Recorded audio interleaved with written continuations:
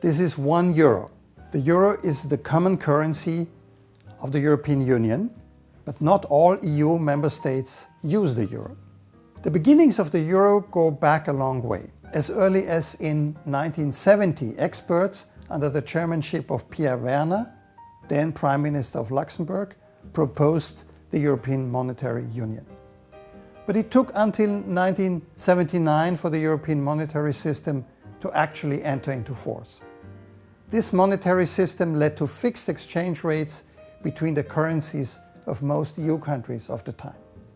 Whenever there were major fluctuations, central banks had to intervene until the actual exchange rate returned to the fixed ones. For the UK, which joined the European monetary system in 1991 with an overvalued pound, the required interventions soon got too expensive for the Bank of England. As a consequence, Great Britain left the system of fixed exchange rates already in 1992. The pound depreciated and George Soros earned a fortune as he had betted heavily on this outcome.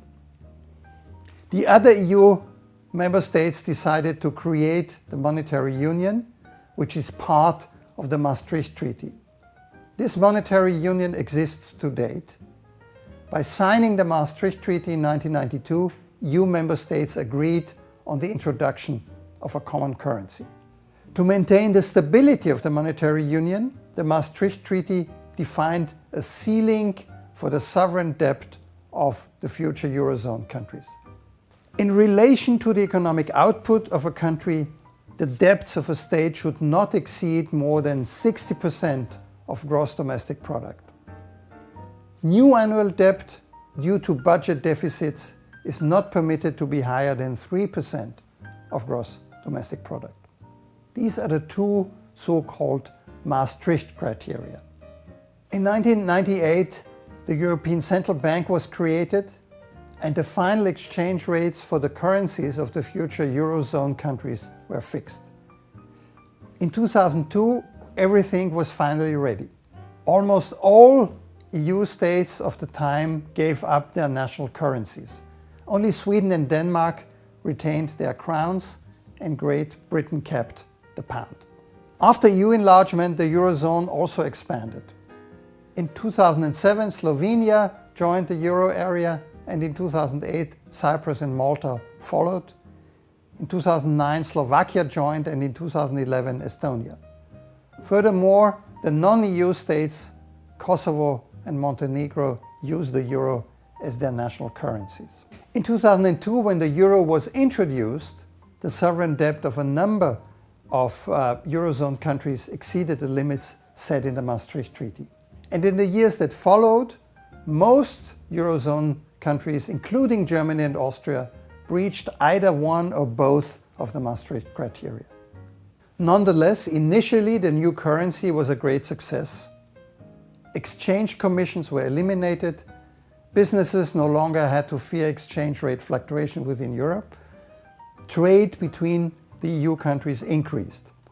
The currency gained significantly in value versus the US dollar, also because Russia, China and the Gulf states started using the euro as foreign currency reserve. At the time the euro was introduced, one received only 90 US cents for €1. But by 2008, €1 was worth $1.60. And the inflation rate within the Eurozone dropped to an average of 2% over the past 10 years. Only the economic and financial crisis revealed the weaknesses of the monetary union. 17 countries with completely different economic and fiscal policies, with different paces of growth and divergent levels of sovereign debt, have to cope with a common key lending rate and a common monetary policy. Exporting nations with high current account surpluses and countries with a current account deficit have to live with the same exchange rate of the euro versus other currencies. The future of the Eurozone depends not only on short and medium-term bailout programs, but also whether or not the Eurozone countries are able to coordinate their economic and fiscal policies in the future.